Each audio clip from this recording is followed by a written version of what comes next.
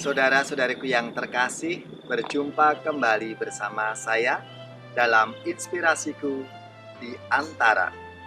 Hari ini kita memasuki Minggu Prapaskah yang ketiga. Dengan tema kita, Yesus Kristus Sang Sumber Kehidupan. Diinspirasikan dari Injil Yesus Kristus menurut Yohanes, bab 4, ayat 5-42. Saudara-saudariku yang terkasih, kita semua pasti tahu apa itu air. Air adalah salah satu unsur semesta yang sangat penting dan menjadi kebutuhan pokok bagi kita umat manusia. Air menjadi simbol hidup, menjadi simbol kebeningan.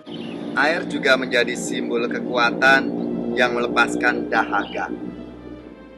Masalah air menjadi bencana manusia yang hebat, karena kekurangan air bisa menjadi krisis ekonomi, sosial, dan politik, bahkan budaya dan religius.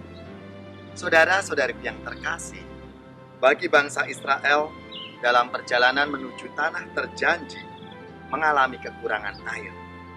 Dan itu yang menyebabkan pertengkaran di antara mereka. Musa pun terpojok. Namun Tuhan menolong mereka sehingga dahaga mereka pun terpuaskan. Dalam bacaan hari ini dikisahkan wanita menimba air di sumur Yakub berjumpa dengan Tuhan Yesus. Dan ia mengalami pembaruan pandangan tentang air, yaitu air yang menghidupkan badan dan bersifat sementara ke air yang menghidupkan jiwa untuk kehidupan yang kekal. Air menjadi simbol spiritualitas yang penting bagi semua agama, terutama bagi agama Kristen, agama Katolik. Air baptis adalah simbol peralihan hidup. Dari hidup kita yang lama menjadi hidup yang baru.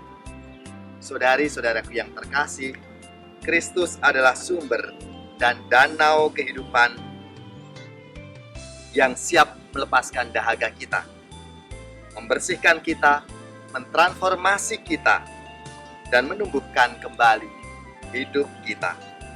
Air adalah simbol kasih karunia Allah yang dialirkan oleh Roh Kudus dalam hati yang dahaga supaya kita berbuah yang lebat. Saudari-saudaraku yang terkasih, marilah kiranya kita melalui perjalanan Prapaskah kita di minggu yang ketiga ini, kita diajak untuk semakin mendalami dan memahami Kristus Sang Sumber Air kehidupan kita.